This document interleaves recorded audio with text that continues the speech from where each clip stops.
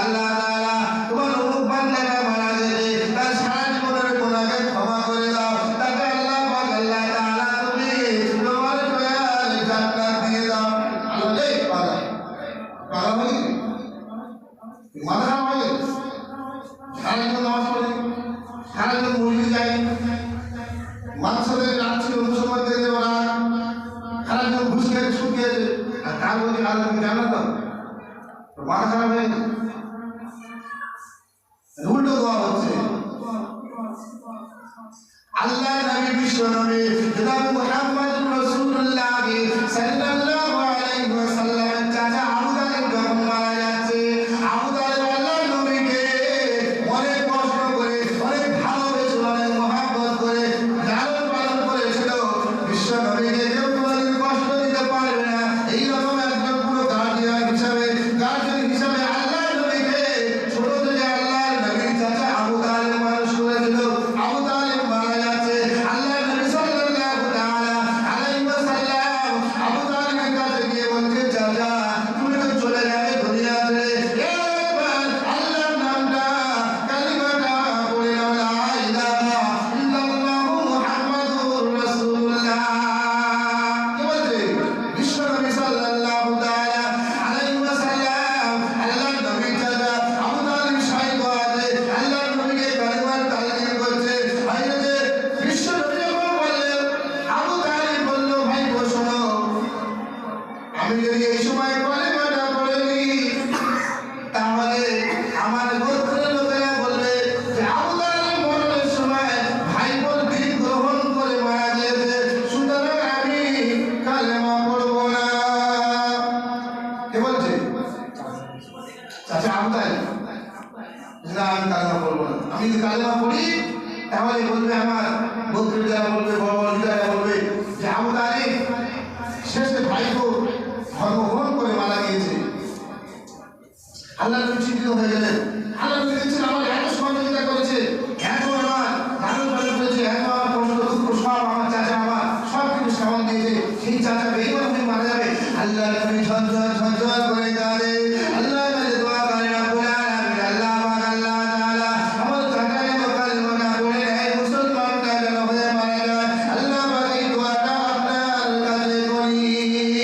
আল্লাহর কাছে বলার পরে আমার চাচার কাছে গিয়ে বলছে, ও আমার কলিজা টুকরা চাচা, আমাকে বড় ভালোবেসেছো, আমাকে বড় মহব্বত করেছো, আমার আব্বা জান দুনিয়াতে ছিল না, তুমি আমার পিতার মতো সব স্নেহ দিয়েছো, তাই তুমি বেঈমান হয়ে মারা যাবে, তাই তুমি কাফির হয়ে মারা যাবে। আমি বিশ্ব নবী এটাই চাই না, তুমি অন্তত বলো লা ইলাহা ইল্লাল্লাহ মুহাম্মাদুর রাসূলুল্লাহ বলতে হবে না, কারণ আমি তো রাসূল, আমাকে রাসূল মানতে হবে না, তুমি শুধু বলো আল্লাহর নামটা বলো, আল্লাহর উপরে ঈমানটা আনো, তাহলে কিয়ামতের দিনে মুসলিমাদের দিনে আমি আমার চাচা হিসাবে আল্লাহর দরবারে দাঁড়িয়ে তোমার জন্য সুপারিশ করতে পারি। আল্লাহ নবী বড় ভারাক্রান্ত হৃদয় বারবার যখন বলছেন, আল্লাহ রাব্বুল আলামিন বললেন, ও আমার হাবিব বিশ্ব নবী প্রাণের আয়াত নাযিল করে দিয়ে বললেন, না না না না, আমি যাকে হেদায়েত দেই সেই হেদায়েত পাবে, তুমি মাত্র হেদায়েতের জন্য বলতে পারো, তোমার হাতে আমি আল্লাহ পাক হেদায়েত রাখি নাই। এই বলার পরে আল্লাহ পাক আল্লাহ তাআলা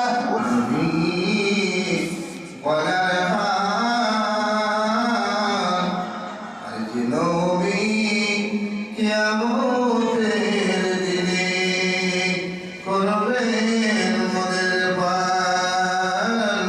আল্লাহুম্মা সাল্লি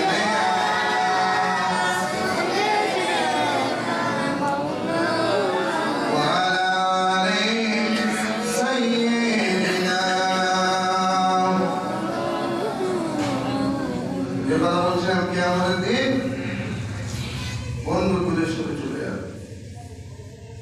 সেদিন এমন একটা দিন আসবে কেউ কারো সুপারিশ করতে পারবে না, সবাইকে যার জন্য ব্যস্ত থাকবে, কেউ কারো কথা সেদিন মনে করবে না।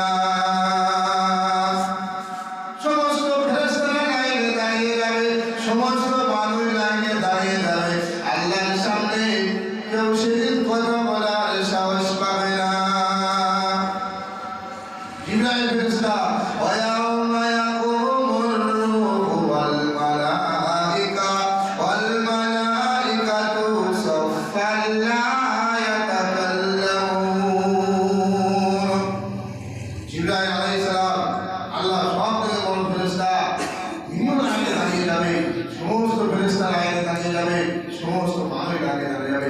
আল্লাহর সামনে সেদিন মুখ খোলার মতো সাহস কারো পাবে না। আল্লাহ বলেন মুমিন হয়ে যাও, ঈমানদার বান্দা হয়ে যাও, কিয়ামতের দিনে তোমাকে আমি বান্দা বলে ডেকে নেব। আর বান্দা বলে ডেকে নেওয়ার পরে তোমার কোনো হিসাব হবে না, সব হিসাব বাদ দিয়ে দেবো। আর বাদ দিয়ে যাবে আল্লাহ পাক, আল্লাহ তাআলা তোমার আমার দয়ার জান্নাত দিয়ে দেবো। জোরে বলুন সুবহানাল্লাহ। কি ব্যাপার হচ্ছে দেখুন, আল্লাহর সামনে সবাই লাইনে দাঁড়িয়ে যাবে, ফেরেশতারা লাইনে দাঁড়িয়ে যাবে, কেউ কথা বলতে পারবে না, চুপচাপ দাঁড়িয়ে যাবে।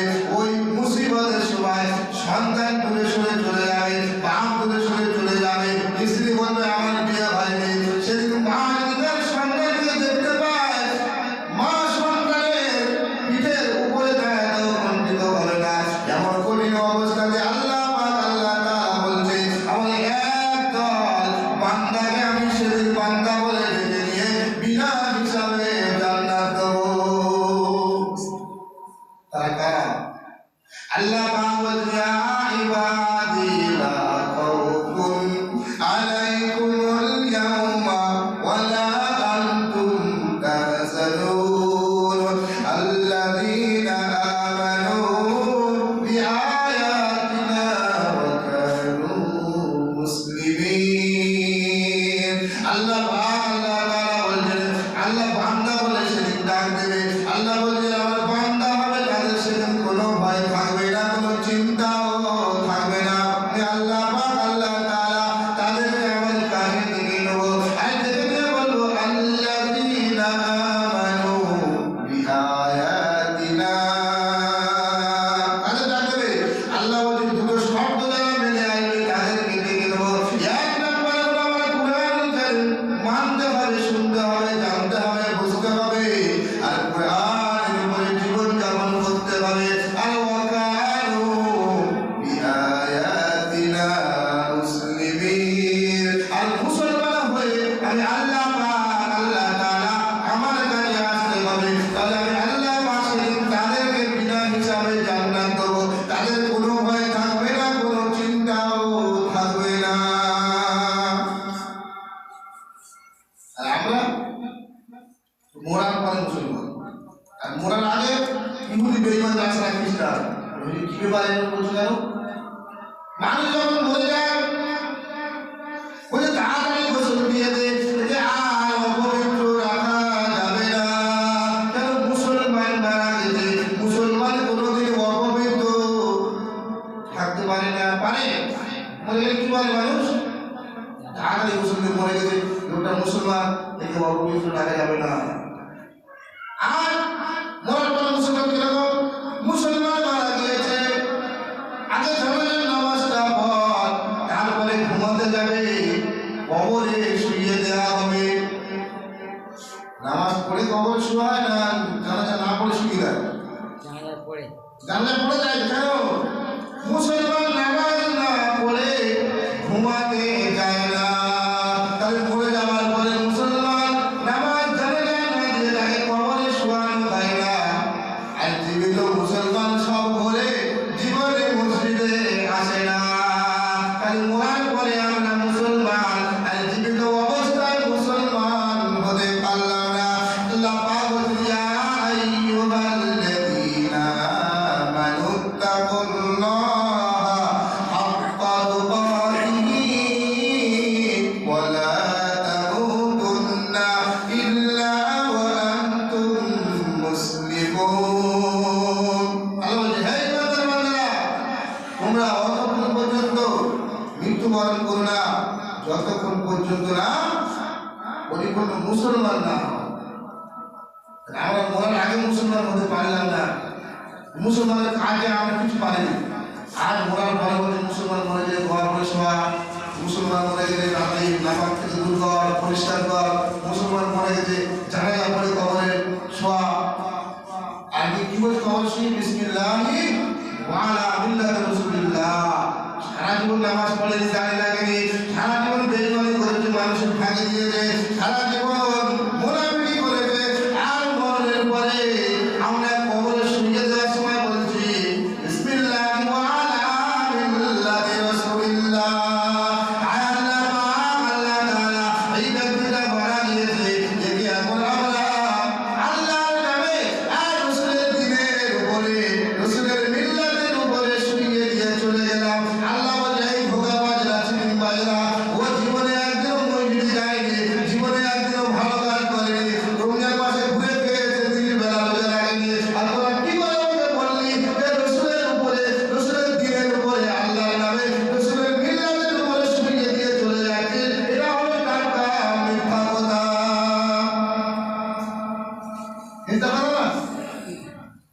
মিথ্যা কথা, পুরো মিথ্যা কথা।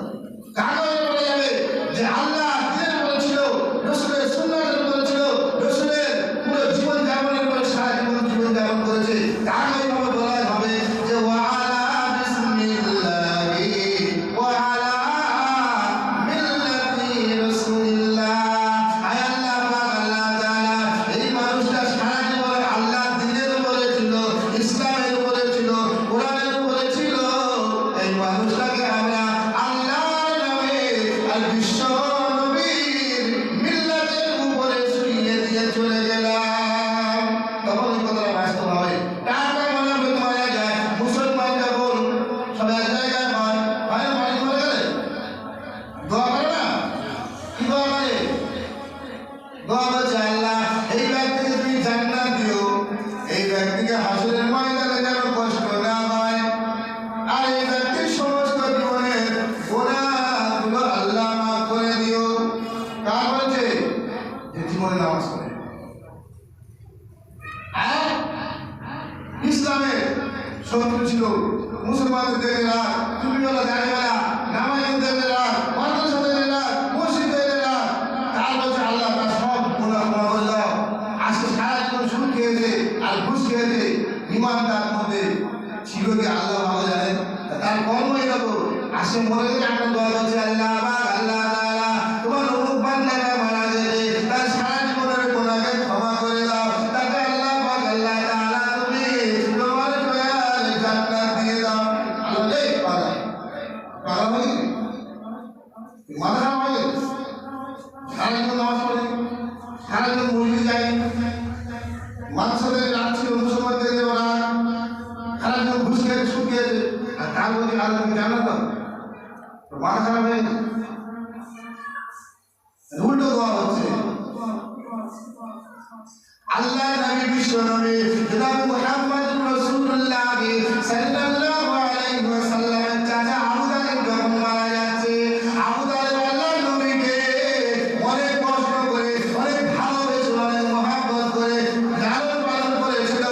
বিশ্ব নবীকে কেউ কোনোদিন কষ্ট দিতে পারবে না, এইরকম একজন পুরো গার্জিয়ান হিসাবে আল্লাহর নবীকে ছোট থেকে আল্লাহর নবীর চাচা আবু তালিব মানুষ করেছিল।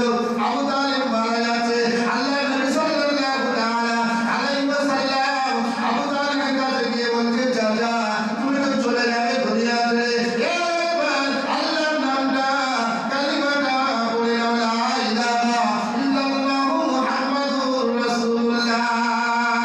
কি বলছে বিশ্ব নবী সাল্লাল্লাহু তাআলা আলাইহি ওয়াসাল্লাম আল্লাহর নবীর চাচা আবু তালিব শাহিদ আছে, আল্লাহর নবীকে কালিমার তালকিন করছে। হযরত বিশ্ব নবী যখন বললেন, আবু তালিব বলল ভাই শোনো, আমি যদি এই সময় কালিমাটা পড়ে নিই তাহলে আমার গোত্রের লোকেরা বলবে যে আবু তালিব মরণের সময় ভাই বোন দিন গ্রহণ করে মারা গিয়েছে, সুতরাং আমি কালেমা পড়বো না। কে বলছে? চাচা আবু তালিব। না আমি কালেমা পড়বো না, আমি যদি কালেমা পড়ি তাহলে বলবে আমার গোত্রের যারা বলবে, বড় বড় লিডাররা বলবে যে আবু তালিব শেষে ভাইকে ধর্মগ্রহণ করে মারা গিয়েছে। আল্লাহ নবী চিন্তিত হয়ে গেলেন। আল্লাহ নবী দেখছেন আমার এত সহযোগিতা করেছে, এত আমার লালন পালন করেছে, এত আমার কষ্ট দুঃখ সব আমার চাচা আমার সব কিছু সামাল দিয়েছে, সেই চাচা বেঈমান হয়ে মারা যাবে। আল্লাহ নবী ঝরঝর করে কাঁদে। আল্লাহ নবী দোয়া করেন রব্বুল আলামিন আল্লাহ পাক আল্লাহ তাআলা আমার চাচা যেন কালিমাটা পড়ে নেয়, মুসলমানটা যেন হয়ে মারা যায়। আল্লাহ পাক এই দোয়াটা আপনার কাছে করি। আল্লাহর কাছে বলার পরে আমার চাচার কাছে গিয়ে বলছে, ও আমার কলিজার টুকরা চাচা, আমাকে বড় ভালোবেসেছো, আমাকে বড়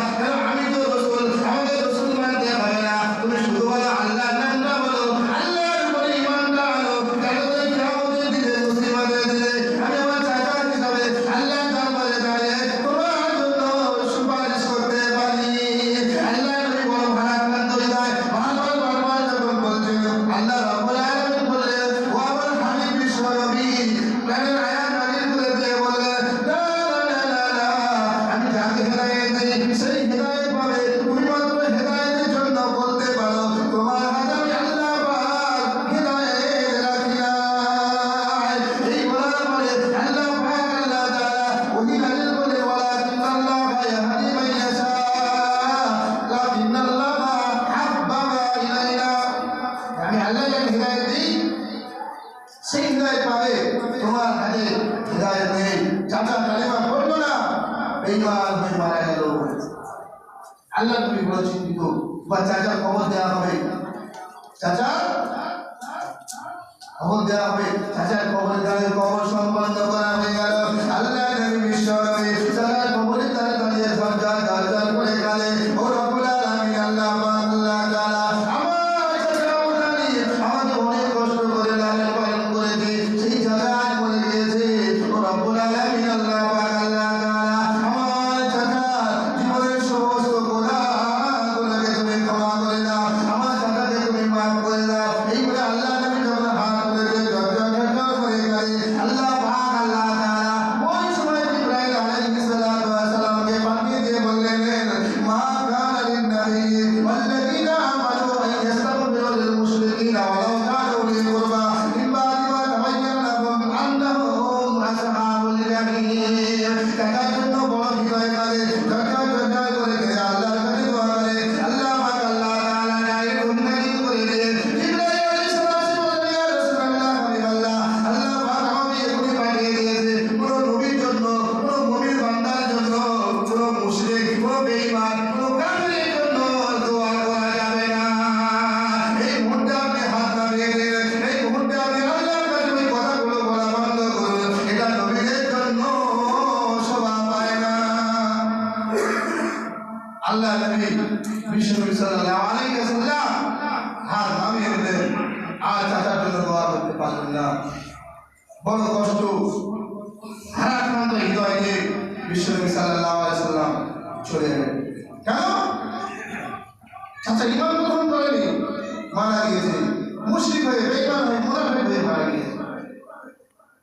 তাই নবীদের জন্য মুশরিক, বেঈমান, কাফের আর আল্লাহর ওলি, আল্লাহ দিনের বলে ছিল না, তাদের জন্য যদি দোয়া করা নিষেধ হয়ে যায়, আর আমরা কিভাবে দোয়া করতে পারি? একটা মুনাফিক মারা যাচ্ছে, জীবনে সে নামাজ পড়েনি, জীবনে দাঁড়িয়ে রাখেনি, জীবনে আল্লাহর কাছে আসেনি, আমরা তার জন্য কি দোয়া করছি? আল্লাহ পাক আল্লাহ তাআলা ওর বান্দা মারা গিয়েছে, তাকে জান্নাত দাও, তার জীবনের গুনাহ ক্ষমা করে দাও, তাকে আল্লাহ তুমি জান্নাতের বিছানা বিছিয়ে দাও। আল্লাহ বলে জান্নাত তার জন্য না, জান্নাতের উপযোগী হতে হয়, আমি আল্লাহ আমার দয়া করতে গেলে তার উপযোগী হতে হয়। যে যার উপযোগী হবে তার জন্য সেটাই প্রাপ্য হবে, যে যার উপযোগী হবে না তার জন্য সেটা কখনো প্রাপ্য হবে না।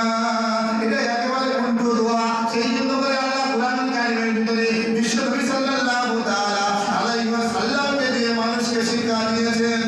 না, আমরা সেই শিক্ষা করি না। ও মদের রাস্তা শুনে পড়ে পড়ুন, উল্টে পড়ে যাবে, আমরা যে তার বাড়ি জিজ্ঞাসা করছি, দোয়া করছি, আল্লাহ তাকে তুমি জান্নাত দিও, হবে? হবে।